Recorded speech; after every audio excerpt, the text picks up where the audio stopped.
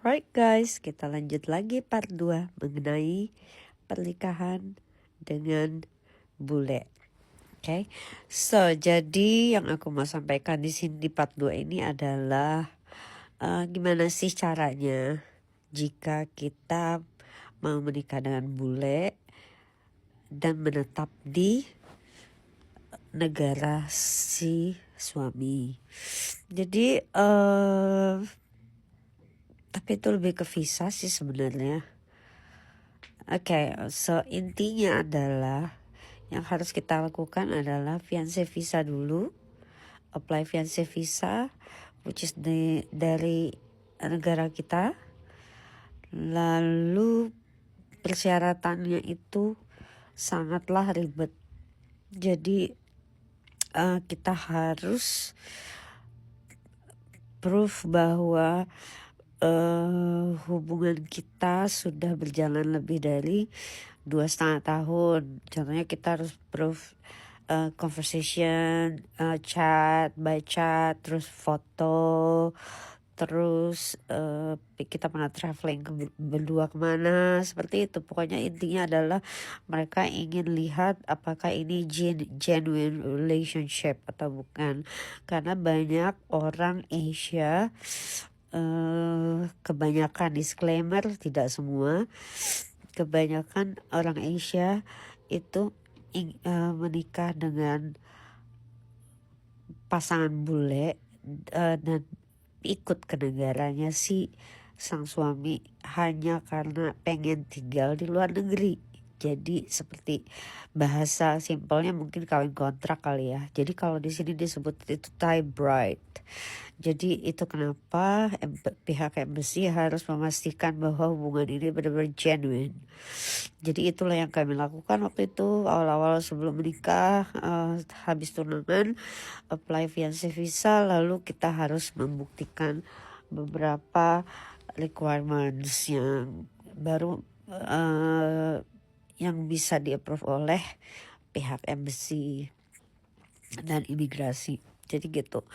Oke, lanjut masalah pernikahan yang sedang heboh juga. Di sini itu tidak ada laki-laki yang boleh memiliki istri lebih dari satu. Okay, it's not about religion at all. It's about the law in the country.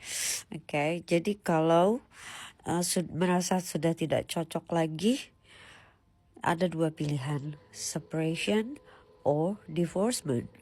Oke, nah separation itu kayak apa sih? Separation itu jadi kita tuh masih ragu untuk divorce, jadi kita memilih separation dulu deh gitu. Intinya misalkan kita punya rumah ya, and if we got the kids, for example, so normally if they do separation, so normally if you got a kid, so the person who has to be in the house is the wife, because the wife is look after the children, right? So jadi suaminya harus keluar rumah sampai benar-benar mereka merujuk atau benar-benar completely berpisah gitu. Karena proses perceraian itu di sini sangatlah tidak mudah gitu loh.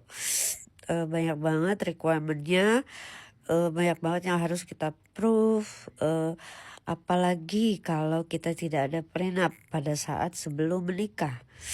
Kalau kita ada prenup sebelum menikah mungkin lebih mudah ya, karena kalau kita bicara tentang harta gunung gini, karena law di sini itu selalu 50-50, 50-50 dalam hal apapun. Contohnya misalnya begini, pada saat kita menikah, during the marriage,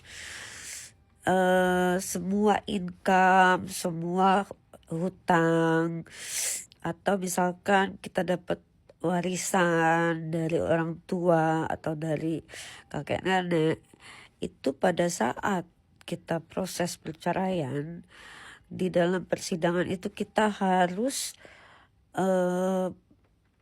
declare gitu loh, apa aja yang kita dapatkan gitu ya. Jadi kita harus share secara terbuka 50% 50%, oke?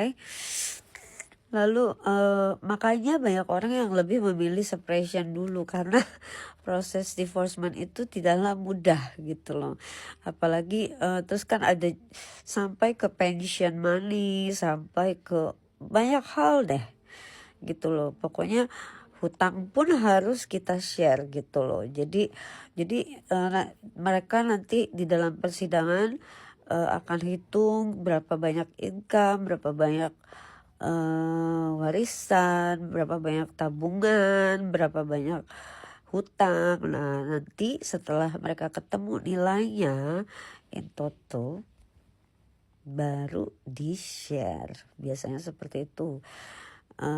As long as gak ada masalah ya.